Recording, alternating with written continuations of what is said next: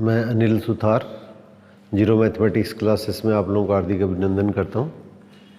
कल हमने कक्षा 9th और 10th के लिए कुछ विधियाँ हैं वो इसके अंदर क्या काम में ली थी। ये आज की जो कक्षा है वो 9th और 10th और उसके अंदर क्या क्वेश्चन को हल करने के लिए कुछ आपने बस इसके अंदर क्या जो कंडीशंस होती है उसके ऊपर आधारित जो क्वेश्चन है वो फर्स्ट ग्रेड और सेकंड ग्रेड के अंदर आते हैं, वो अपने करने जा रहे हैं। तो आप देखिए थोड़ा सा। तो मानिए ये दो समीकरण दी हुई है, अज्ञात राशि क्या है 2 है और इसकी सबसे बड़ी घात अगर 1 होती है तो इसको हम पता है कि हम रैखिक समीकरण या लीनियर इक्वेशंस कहते हैं। लीनियर इक्वेशन इन 2 वेरिएबल्स या 2 अज्ञात राशियों के अंदर रैखिक समीकरण या रैखिक समीकरण युग्म कहलाता है।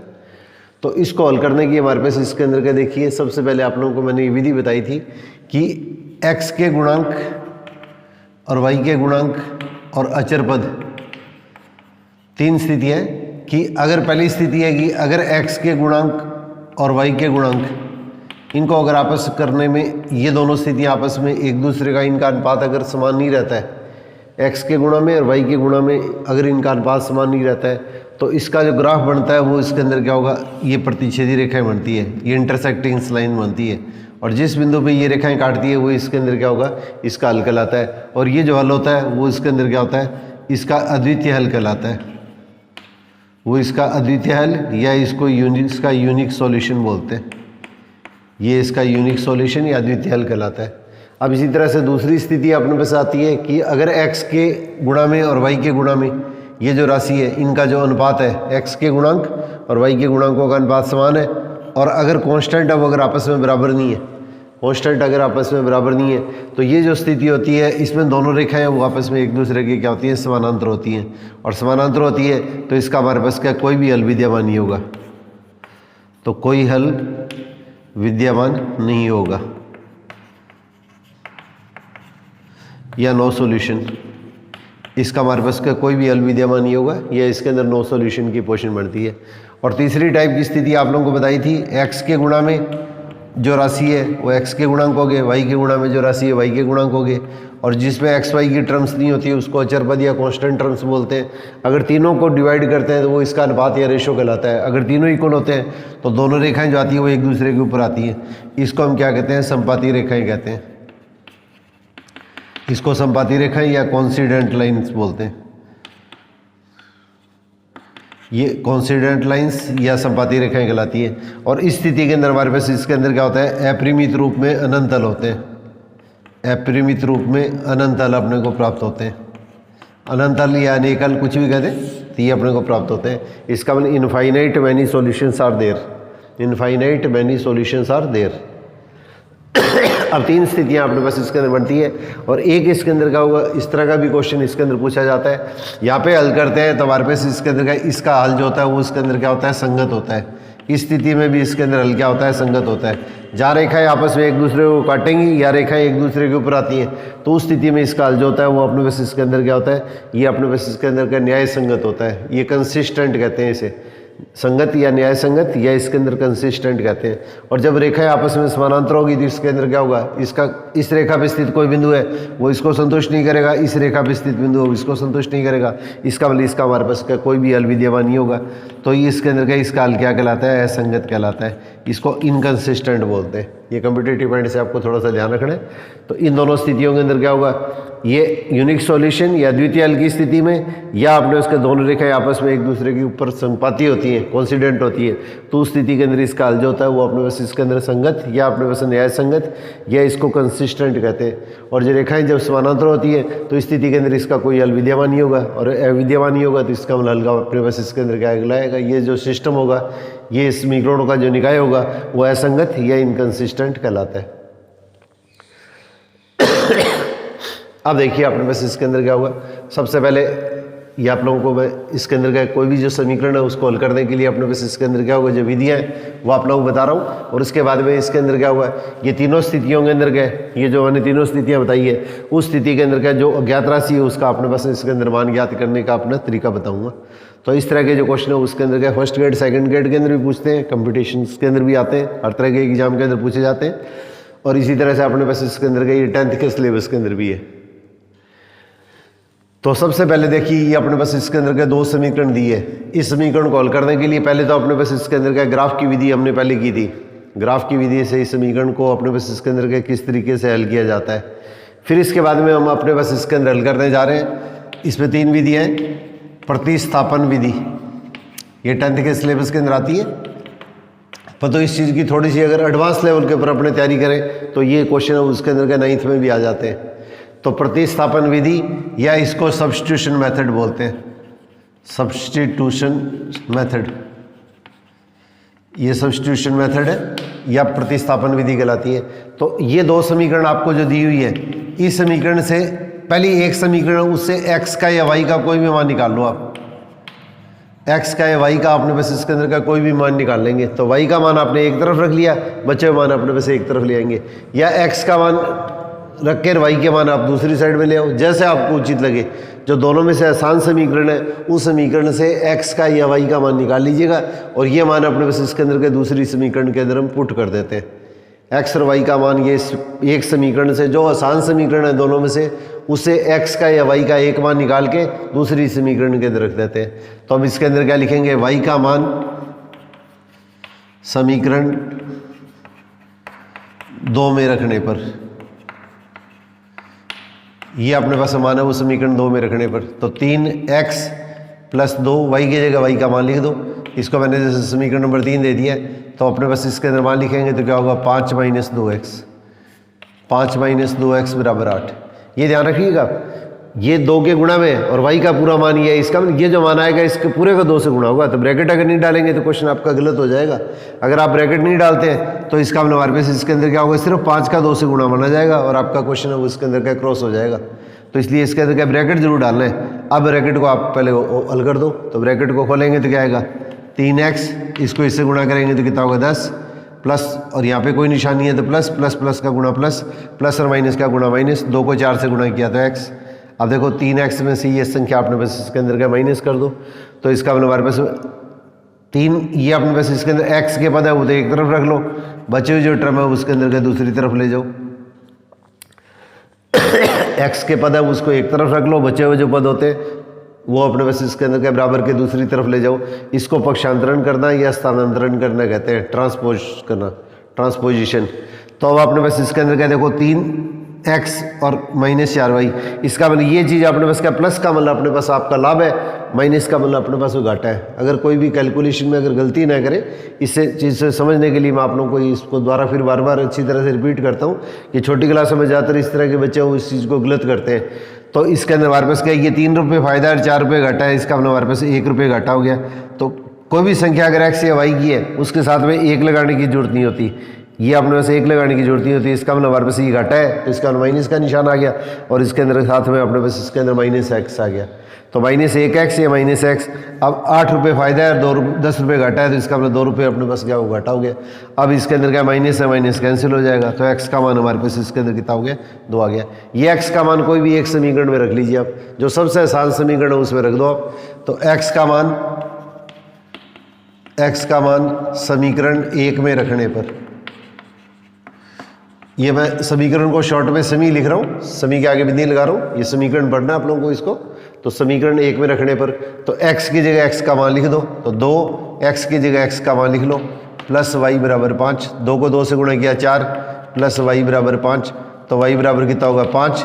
अब y का मान एक तरफ रख लो, बच्चे हुए पद जो होते हैं उनको दूसरी तरफ ले जाओ।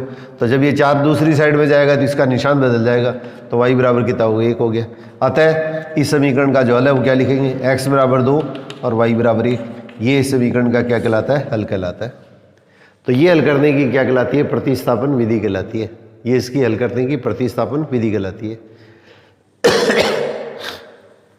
अब इसी टाइप से देखिए, इसको हल करने की दूसरी विधि है, ये आप लोगों को बता रहा हूँ।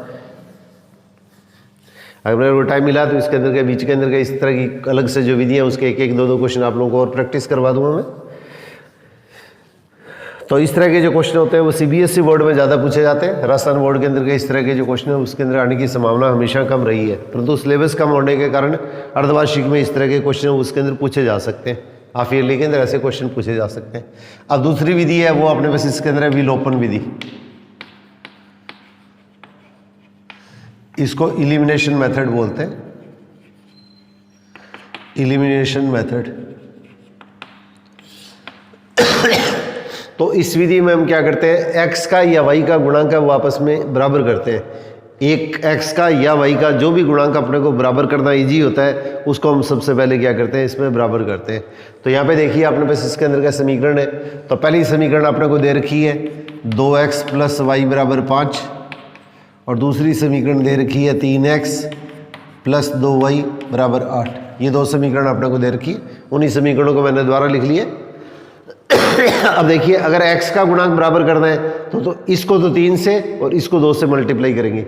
समीकरण 1 को अगर आपके पास इसके अंदर x का गुणांक बराबर करना है तो इसके अंदर 2 को 3 से गुणा करेंगे तो 6 बन जाएगा। समीकरण 2 है, इसको 2 से गुणा कर देंगे तो इसके गुणांक है उसको आपस में उल्टा गुणा कर देंगे। तो 3 से सबको गुणा कर देंगे, 2 से सबको गुणा कर देंगे। परंतु यहाँ पे देखिए अगर आपने y के गुणांक बराबर करते हैं तो यहाँ पे y का गुणांक कितना है, 1। यहाँ कुछ नहीं दिखा है, इसका मतलब 1 है, यहाँ पे 2 है। तो सबसे ईजी क्या है, इस समीकरण 1 को क्या करो, 2 से गुणा कर दो। तो समीकरण 1 है उसके प्रत्येक पद को 2 से गुणा कर देते हैं। तो 2 से गुणा करने पे ये 2 और 2 बराबर हो जाएंगे। और अपने को x है y के जो गुणांक होते हैं उसमें से 1 का गुणांक अपने को बराबर करना होता है। इलिमिनेट करने का मतलब अपने पास इसके अंदर का एक पद है उसको खत्म करना, विलुप्त करना। इसको अपने पास इसके अंदर क्या विलुप्त करना, खत्म करना। तो इसलिए अपने पास इसके अंदर क्या करते हैं, समीकरण 1 के प्रत्येक पद को 2 से गुणा करने पर, अब इसमें देखिए 2 से गुणा करेंगे तो क्या होगा 4x, इसको 2 से गुणा करेंगे तो 2y, इसको 2 से गुणा करेंगे 10। ये समीकरण नंबर 3 आ गई। और पहली समीकरण आप वैसे को वैसे लिख लीजिएगा, पहली समीकरण वापस वैसे को वैसे लिख दीजिएगा।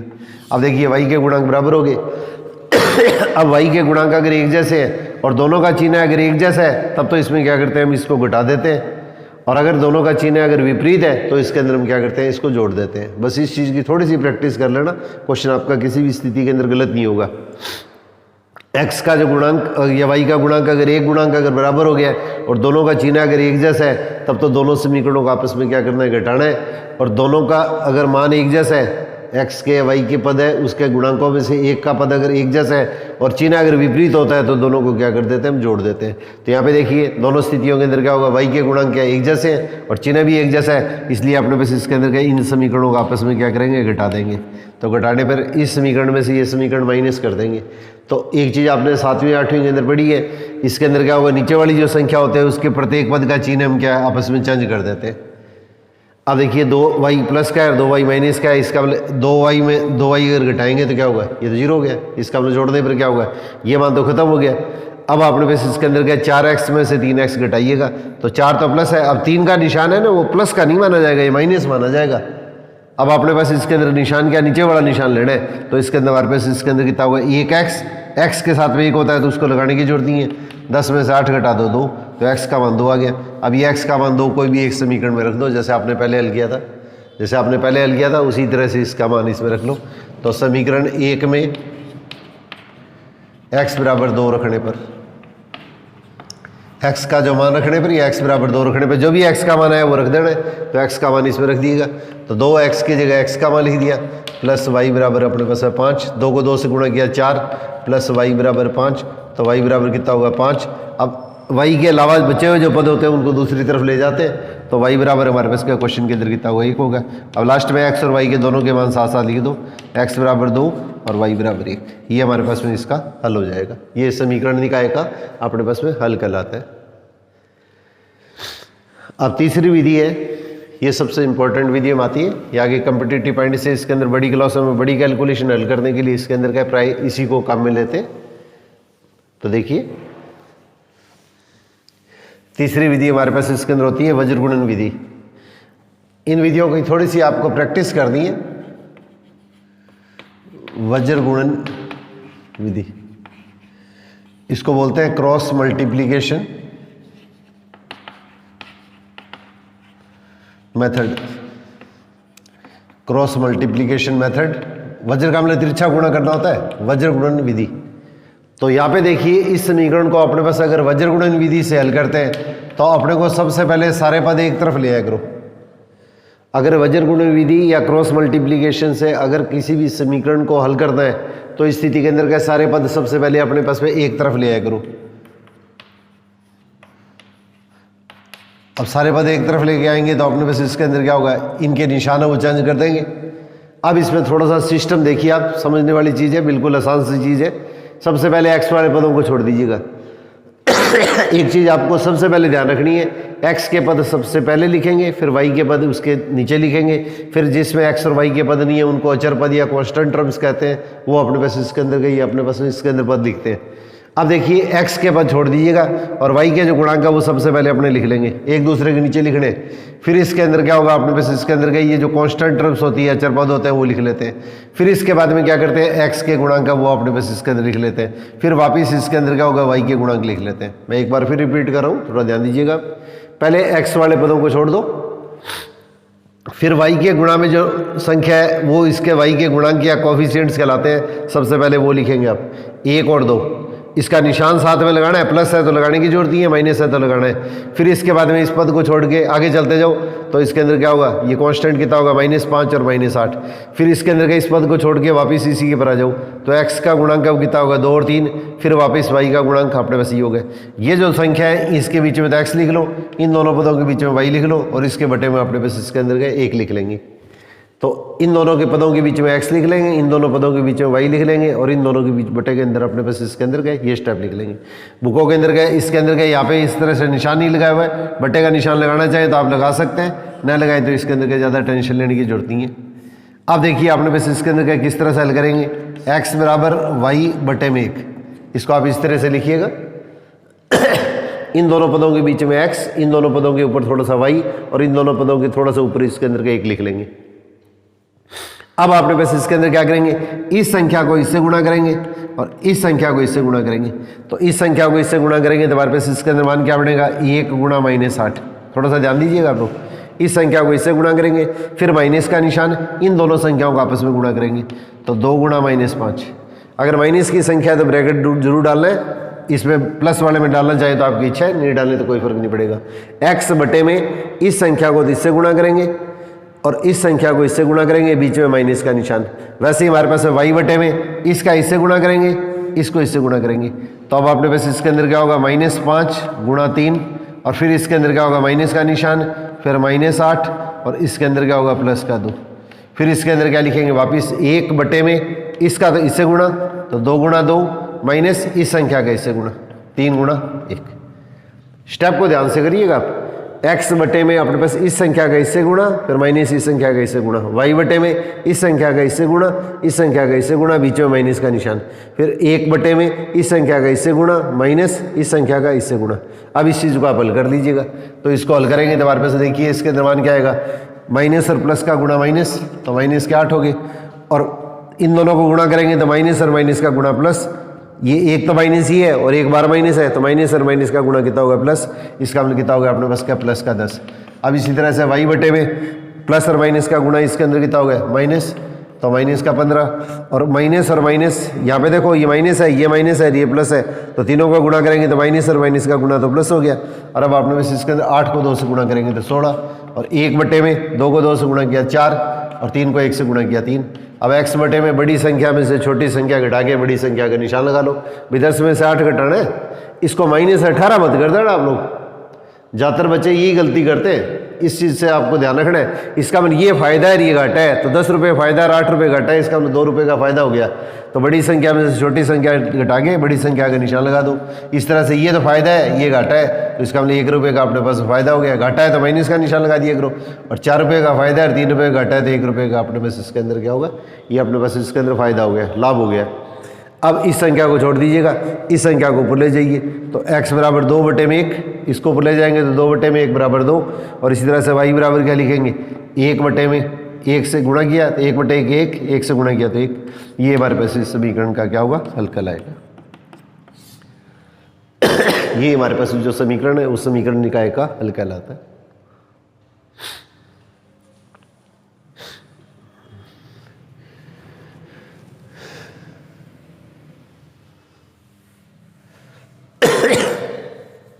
इसी टाइप से एक क्वेश्चन है, उसके अंदर लेके मैं तीनों विधियाँ आपको फिर रिपीट कर देता हूँ ताकि आपकी थोड़ी सी प्रैक्टिस हो जाए।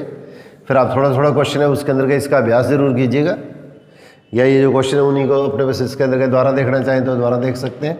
x + 2y = 6 और 2x माइनस 3y बराबर 12, ये दो समीकरण दी हुई है।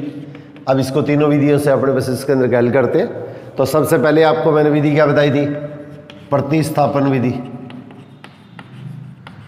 प्रतिस्थापन विधि को हम क्या बोलते हैं, सब्स्टिट्यूशन मेथड। ये सब्स्टिट्यूशन मेथड या प्रतिस्थापन विधि कहलाती है। तो देखिए सबसे पहले समीकरण एक है, उससे x का या y का मान जो भी आपने निकालना चाहे वो मान अपने निकाल सकते हैं। यहाँ पे x का मान है उसके अंदर क्या होगा, 6 माइनस 2y। अगर y का मान निकालेंगे तो अपने को इसके अंदर का ये लिखना पड़ेगा 6 माइनस x, और y बराबर कितना होगा 6 माइनस x बटे में 3। फिर ये y का मान अगर निकालना है तो फिर इस संख्या को इधर ले जाएंगे और गुणा वाली जो संख्या उसको बटे में लेके आएंगे। जैसे आपको आसान लगे ना उस तरीके से इस प्रश्न को अपने हल कर सकते हैं। तो इसके अंदर क्या ज़्यादा क्वेश्चन को कॉम्प्लिकेटेड जटिल बताने की कोशिश मत कीजिए, आप क्वेश्चन को आसान रूप में लेके हल कीजिएगा। तो x का मान कितना होगा 6 माइनस इसके अंदर 3y। अब ये मान जो है उसके अंदर क्या रखो आप, समीकरण 2 में रख दीजिएगा। तो x का मान समीकरण 2, ये इक्वेशन 2 है, उसमें रखने पर इसमें सब्स्टिट्यूशन करना है, इसका मान रख दीजिएगा। तो 2x की जगह x का मान लिख देंगे। ये 2 गुणा x का, 2 का x से गुणा हो रहा है, तो x का मान कितना है 6 माइनस 3y। तो x का मान क्या है 6 माइनस 3y। अब x का मान अपने पास आ गया, और ये अपने पास इसके अंदर क्या इंटू के अंदर कितना है 2 है, तो 2 से इसे गुणा कर दिया, ये ब्रैकेट ला दिया, और माइनस 3y बराबर कितना होगा 12। अब ब्रैकेट खोल दो आप, तो ब्रैकेट खोलेंगे तो यहाँ पे निशान कुछ भी नहीं है तो प्लस है, यहाँ पे भी प्लस है, तो इसको गुणा करेंगे तो कितना होगा 12। प्लस और माइनस का गुणा माइनस, 2 को 3 से गुणा किया 6y माइनस 3y बराबर 12। अब y वाले पद है उनको तो एक तरफ ले आओ, बचे हुए पद अपने पास इसके अंदर को इनको एक तरफ ले आओ। तो 12, इस 12 को इधर लाएंगे तो इसका निशान क्या होगा, चेंज हो गया। ये तो 12 वैसे के वैसे आ गया, इस 12 को बराबर के एक साइड में लेके आएंगे तो इसका निशान चेंज हो गया। अब इसके अंदर का 6y को बराबर के दूसरी तरफ ले जाओ तो ये निशान क्या होगा, प्लस का हो गया। और ये संख्या माइनस की 3y है, बराबर के दूसरी तरफ जाएगी तो क्या होगा, प्लस हो जाएगी। अब 12 में से 12 माइनस करेंगे तो क्या होगा 0। अब 3y और 6y जोड़ेंगे तो कितना होगा 9y। अब y बराबर कितना हो गया 0 बटे में 9। अब ये गुणा में जो संख्या होती है ना, यहाँ पे कोई निशान नहीं है, इसका मतलब गुणा का निशान है, तो ये संख्या अपने पास बटे में आ जाएगी। और इसके अंदर क्या होगा, y बराबर 0 में किसी भी संख्या का भाग देते हैं 0 को छोड़ के, ये संख्या 0 नहीं होनी चाहिए, क्यों हम 0 से किसी भी संख्या में भाग नहीं दे सकते। ये अपने पास छोटी कक्षाओं से अपने पढ़ते आ रहे हैं, तो 0 से भाग देते हैं तो वो मान परिभाषित नहीं होता है। तो इसका मतलब 0 में 0 के अलावा किसी भी संख्या से भाग देंगे तो y का मान क्या आएगा, 0 आएगा। अब ये y का मान कोई भी एक समीकरण में रख लो आप, तो y का मान y बराबर 0 या y का मान एक ही बात है समीकरण 1 में रखने पर। तो इसमें 1 में रखेंगे तो क्या होगा, x प्लस 3y बराबर 6, और x प्लस 3y की जगह 0 लिख दो। अब ये चीज़ ध्यान रखना, इसमें बहुत से विद्यार्थी 3 को 0 से गुणा करते हैं तो 3 लिखते हैं, 3 लिखते ही आपका क्वेश्चन 0 नंबर का हो जाएगा। तो 0 को किसी भी राशि से गुणा करेंगे या किसी भी राशि को 0 से गुणा करते हैं तो 0 ही आता है। तो इसका मतलब 0 में कोई भी संख्या जोड़ेंगे तो क्या होगा, 0 ही आ गया। तो इसका मतलब अगर किसी भी संख्या में 0 जोड़ेंगे तो हमारे पास इसके अंदर क्या होगा, वो संख्या आती है। 0 से किसी संख्या को गुणा करते हैं तब तो क्या आता है, 0 आता है। और 0 में कोई भी संख्या जोड़ते हैं तो अपने में से वापस वही संख्या आती है। मैंने पहले गलती से x में 0 जोड़ के 0 बोल दिया था, तो इसमें x में 0 जोड़ेंगे तो इसके अंदर x आएगा, तो x का मान 6 आ गया। अब लास्ट में x और y के जो मान है वो इसके अंदर एक साथ लिख दो, तो x का मान 6 और y का मान 0। ये हमारे पास इसके अंदर क्या कहलाएगा, इस समीकरण का हल कहलाएगा, ये समीकरण का हल कहलाएगा। तो ये हल करने की जो विधि है उसे हम क्या बोलते हैं, प्रतिस्थापन विधि या सब्स्टिट्यूशन मेथड कहते हैं। ये प्रतिस्थापन विधि या सब्स्टिट्यूशन मेथड कहलाता है। अब इसी तरह से देखिए, इस समीकरण निकाय को हल करने की अपने पास इसके अंदर क्या दूसरी विधि। तो दूसरी विधि आप लोगों को मैंने अभी बताई थी, उस विधि को हम बोलते हैं विलोपन विधि।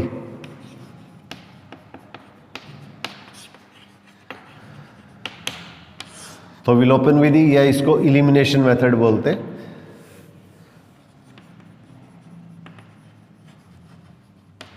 Elimination method.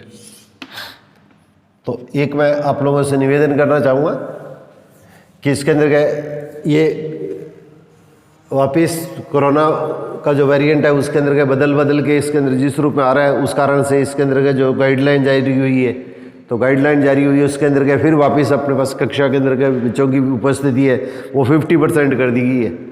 तो जहाँ पे बच्चे अपने पास इसके अंदर ज़्यादा है उस स्थिति के अंदर क्या ये बच्चे एक दिन स्कूल आ पाते हैं, एक दिन इसके अंदर के स्कूल से कटते हैं, तो इसलिए इसके अंदर के इस तरह के जो भी विद्यार्थी हैं उन तक अपने पास इसके अंदर के इस मैसेज को अपने पास इसके अंदर पहुंचा के अपने पास इसके अंदर के उनको भी इसके अंदर के आप उनसे इस पे क्लास से जुड़ने की इसके अंदर के विशेष तौर से आग्रह कीजिएगा।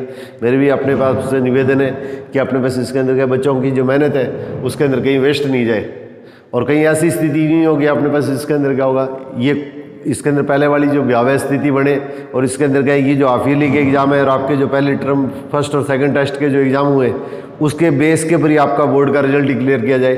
तो इसलिए इसके अंदर क्या थोड़ी सी ज़्यादा मेहनत कीजिए, क्योंकि सिलेबस अपना कम है और इस सिलेबस के आधार पर कहीं ऐसा नहीं हो कि आपका इसके अंदर का रिजल्ट है बोर्ड का डिक्लेयर किया जाए। तो इसके अंदर क्या हुआ, इसलिए थोड़ा सा इसके अंदर क्या मेहनत कीजिएगा। मैं आपको निरंतर कोशिश करूँगा कि हाफ ईयरली तक का जो सिलेबस है उसमें बड़े क्वेश्चन और छोटे क्वेश्चन जो MCQ ऑब्जेक्टिव टाइप के ABCD टाइप के जो क्वेश्चन होते हैं उसका बढ़िया तरह से आप लोगों को अभ्यास करा पाऊँ। तो मेरा इसके अंदर क्या होगा, अगर आप थोड़ा सा मेरे साथ जुड़ेंगे, अगर आप लोगों का इसके अंदर मेरे को सपोर्ट मिलेगा तो इसके अंदर क्या मैं क्लास है उसके अंदर का उसका टाइमिंग है वो थोड़ा सा बढ़ा दिया करूँगा। तो इसके अंदर क्या होगा, बस आप लोगों के अंदर का थोड़ी सी इसके अंदर हिम्मत कीजिएगा तो मैं इसके अंदर का क्लास है उसके अंदर 1 घंटे की या 1.5 घंटे की भी ले लिया करूँगा। कि ज़्यादातर देखते हैं कि इसके अंदर क्या क्लास है वो ज़्यादा बड़ी क्लास होती है तो बच्चे उसके अंदर का उसका टाइमिंग देख के उसके अंदर का क्लास को छोड़ देते हैं। तो अब अपने पास इसके अंदर का आपका कैरियर का टाइम है, कैरियर बनाने का टाइम है, तो इसके अंदर क्या होगा थोड़ा सा इसके अंदर क्या होगा इसको लाइटली मत लीजिएगा, क्यों आपके साथ में क्या आपके पेरेंट्स के आपके टीचर्स हैं सभी की अपेक्षाएँ जुड़ी होती हैं। तो आपकी थोड़ी सी मेहनत है वो कितने लोगों का सम्मान बढ़ाती है। तो आप लोग थोड़ी सी मेहनत कीजिएगा, निश्चित तौर के ऊपर आपका रिजल्ट है वो बहुत बेहतर आएगा। इसी आशा के साथ में मैं इसके अंदर का आगे वाला टॉपिक है वो स्टार्ट करने जा रहा हूँ। तो विलोपन विधि या एलिमिनेशन मेथड। तो इसके अंदर मैं दोबारा इसी समीकरण को लिख रहा हूँ। पहली समीकरण अपने पास इसके अंदर ही है 2x - 3y = 12, ये दूसरी समीकरण है। तो मैंने आप लोगों को बताया था x विलोपन विधि या एलिमिनेशन मेथड है, उसमें x का या y का एक पद है उसके अंदर क्या खत्म किया जाता है, एलिमिनेट करने का इसको विलुप्त करते हैं, उसको खत्म करते हैं। तो यहाँ पे देखिए अगर y के गुणांक है या x के गुणांक अपने पास अगर एक पद अगर एक जैसे हो गए तो इसके अंदर सीधा इसको विलुप्त कर सकते हैं। तो यहाँ पे देखिए y का पद है उसके अंदर x का गुणांक तो यहाँ पे 1 है यहाँ पे 2 है, परंतु y का गुणांक अब देखो दोनों में एक जैसा है और दोनों का चिन्ह क्या है, अगर एक जैसा होता है तब तो हम क्या करते हैं इसके अंदर का इसको उठा देते हैं और दोनों का चिन्ह अगर एक जैसा होता है तो इस स्थिति के अंदर हम क्या करते हैं इसको जोड़ देते हैं। तो इसके अंदर क्या समीकरण 1 और 2 है उस दोनों को क्या कर देंगे जोड़ने पर। पहले वाला क्वेश्चन लिया था उसके अंदर क्या दोनों के कोफिशिएंट गुणांक वो एक जैसे आए थे, तो इसके अंदर क्या किया था आपने बस इसके अंदर क्या दोनों को माइनस किया था, परंतु यहाँ पे y का गुणांक अब देखो दोनों के अंदर एक जैसा है, परंतु इसके अंदर क्या एक का निशान प्लस है और एक का निशान माइनस है। तो जब दोनों का चिन्ह विपरीत होता है तो हम क्या करते हैं इसको जोड़ देते हैं। तो इसके अंदर जोड़ेंगे तो 3y में से 3y प्लस का और माइनस का दोनों को प्लस किया तो 3y प्लस का है 3y माइनस का है, 3 रुपये फायदा हो गया 3 रुपये घाटा हो गया। तो इसका मतलब नो लॉस नो प्रॉफिट, कोई घाटा नहीं है कोई फायदा नहीं है। अब यहाँ पे कोई भी संख्या नहीं है तो इसका मतलब x के गुणा के अंदर कितना 1 है, तो 1 को लगाने की जरूरत नहीं होती है, सीधा 1 है उसको तो लगाना है, परंतु किसी भी अज्ञात राशि के साथ में अगर 1 होता है तो उसको लगाने की जरूरत नहीं होती है।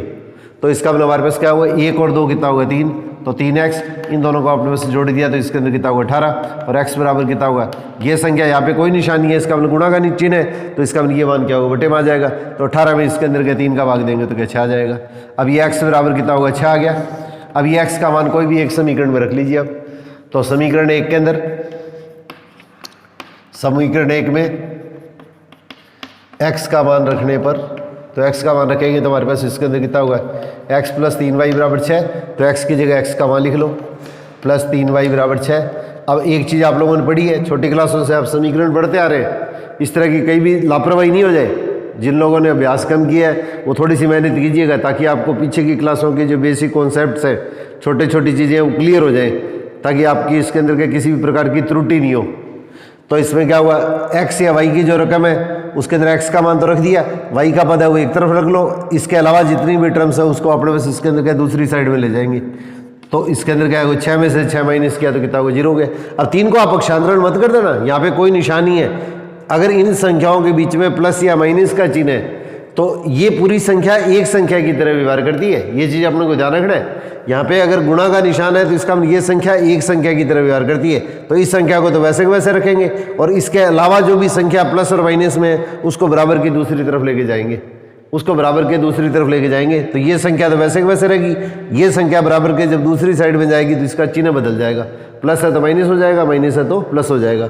अब 3y बराबर कितना होगा, 6 में से 6 गया तो 0, और इसके अंदर y बराबर कितना होगा, यहाँ पे कोई निशान नहीं है, इसका मतलब गुणा का निशान है, तो इसके अंदर क्या होगा, इस संख्या का इसमें भाग दे देंगे, तो 0 में 3 का भाग देंगे। और मैंने भी बताया था 0 में 0 के अलावा किसी भी संख्या का भाग देते हैं तो हमारे पास हल करते हैं प्रमाण क्या आता है, 0 आता है, बटे में 0 नहीं होना चाहिए, बस ये चीज़ अपने को ध्यान रखनी है। तो अतः x बराबर कितना हो गया, x का मान तो क्या था 6, ये जो पहले निकाला था मैंने, और y का मान कितना हो गया 0। दोनों मानों को एक साथ जरूर लिखना है, ये अपने पास इसका आपका आंसर हो गया। अब इसी तरह से देखिए इस समीकरण को अपने पास से हल करने की, इसके अंदर तीसरी विधि आप लोगों को मैंने बताई थी, उस विधि को मैं फिर वापस रिपीट कर रहा हूँ ताकि थोड़ा सा क्वेश्चन आपको अच्छी तरह से अभ्यास हो जाए।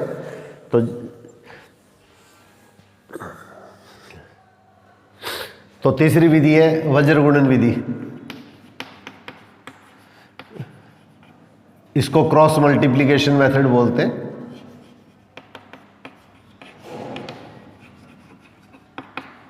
क्रॉस मल्टीप्लिकेशन मेथड बोलते हैं। तो आप लोगों को देखो क्रॉस मल्टीप्लिकेशन विधि जब आपने बस आपको हल करनी बताई थी मैंने, उस स्थिति पे क्या करते हैं, सारे पद जो होते हैं बराबर के एक तरफ लेके आते हैं। बराबर के अगर एक तरफ है तो वेल एंड गुड, अच्छी बात है, नहीं तो सारे पद है उसके अंदर एक तरफ लेके आते हैं। 2x माइनस 3y माइनस 12 बराबर 0 लेने को तो इसके अंदर क्या सीधा भी हल कर सकते हैं, परंतु बराबर के एक तरफ लेके हल करते हैं, इससे क्वेश्चन के अंदर क्या त्रुटि होने की संभावना, इसके अंदर मिस्टेक होने की संभावना कम हो जाती है। अब जैसे मैंने पिछले क्वेश्चन के अंदर आपको बताया था, उसी तरह से सबसे पहले x के पद है उसके नीचे x के पद, y के पद के नीचे y के पद, और जिसमें x y की टर्म नहीं है उसको अचर पद या कांस्टेंट टर्म्स कहते हैं, वो आपस में एक दूसरे के नीचे रखने। अगर ऐसा नहीं हो कि x के पद के नीचे y का पद रख लें, y के पद के नीचे x का पद लिख दें, फिर आपका क्वेश्चन गलत हो जाएगा। तो सबसे पहले x का जो पद है इस पद को छोड़ दीजिएगा, फिर आपने बस इसके अंदर क्या है, y का जो गुणांक है, y के गुणा में जो आ रहा है y का गुणांक क्या कोएफिशिएंट कहलाता है, ये एक दूसरे के नीचे लिख लीजिएगा। तो यहाँ पे निशान साथ में लेना है, +3 लगाने की जरूरत नहीं है, माइनस का साथ में लगाना है। फिर इस पद को छोड़ के इससे आगे वाले पद लीजिएगा, तो -6 और -12। फिर इस पद को छोड़ के वापस आगे आ जाओ, तो y का x का गुणा कितना हुआ 1 और 2, फिर वापस यही पद जहाँ से आपने बस शुरू किया था वही स्टेप आपने बस इसके अंदर आ गया। पहले x का पद छोड़ दिया, y के गुणांक लिख लिए, निशान साथ में लेने, प्लस का निशान लगाने की आवश्यकता नहीं है, लगा लिया तो ज़्यादा टेंशन लेने की जरूरत नहीं है।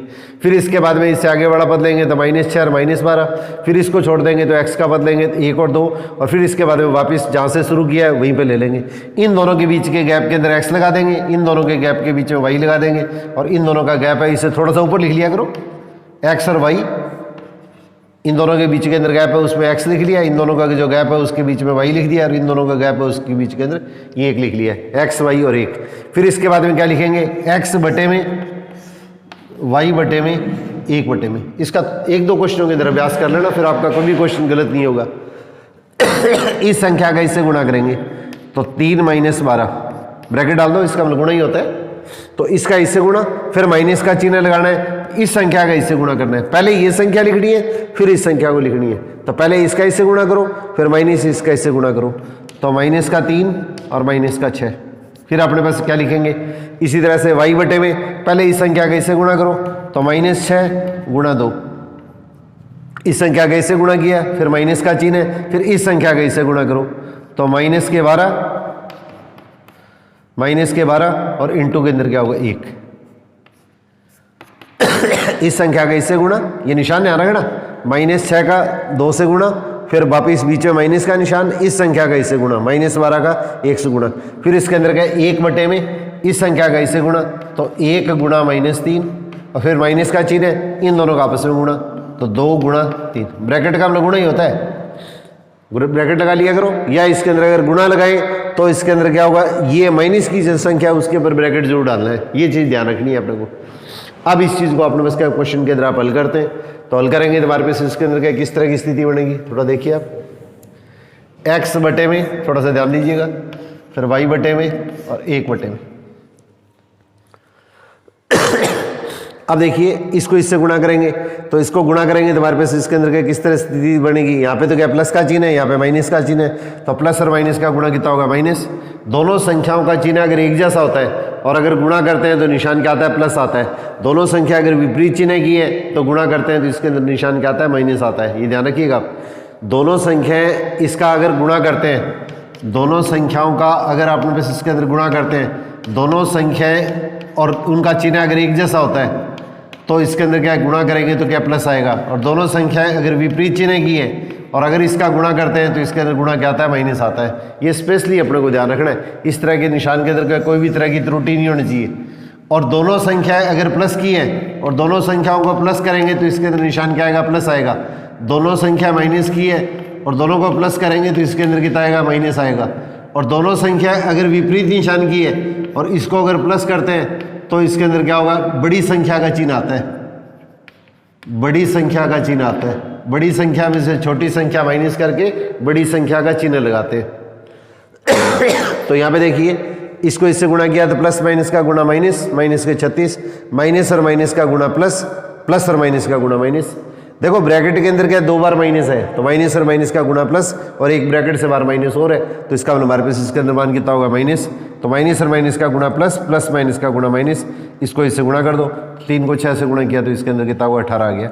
अब इस तरह से देखो प्लस और माइनस का गुणा माइनस का 12, और माइनस और माइनस का गुणा, ये प्लस है ये माइनस है, ये माइनस है, माइनस और माइनस का गुणा कितना होगा, प्लस। अब अपने पास इसके अंदर हल करेंगे तो हमारे पास इसके अंदर मान कितना हो गया, ये अपने पास इसके अंदर क्या 12। अब इसी तरह से इसको हल करो, प्लस और माइनस का गुणा कितना हो गया, -3, और या माइनस का निशान आ गया, 2 और 3 का गुणा करेंगे तो इसके अंदर कितना हो गया, ये अपने पास इसके अंदर 6 हो गया।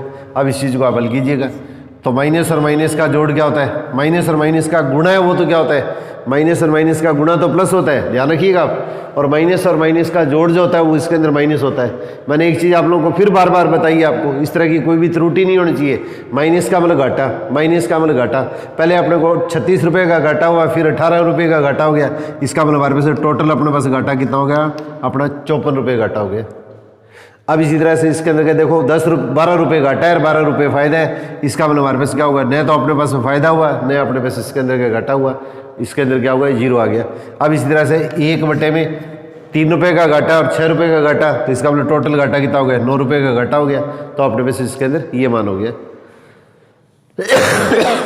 अब यहाँ पे देखिए क्वेश्चन के अंदर कैसे करना है, इस टाइप को अपने छोड़ दीजिएगा।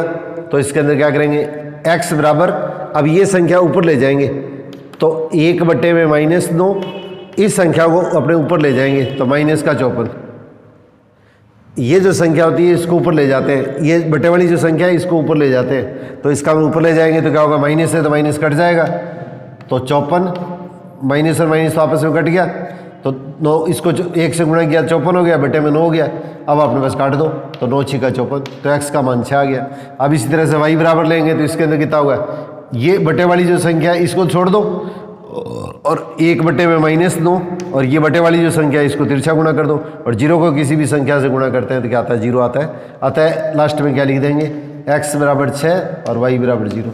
दोनों का आंसर है वो एक साथ लिखना है आप लोगों को, ये ध्यान रखना है, जब आंसर लिखना है दोनों का अपने पास में एक साथ लिखना है। इस तरीके से अपने पास इसके अंदर का इस प्रश्न को अपने हल कर सकते हैं।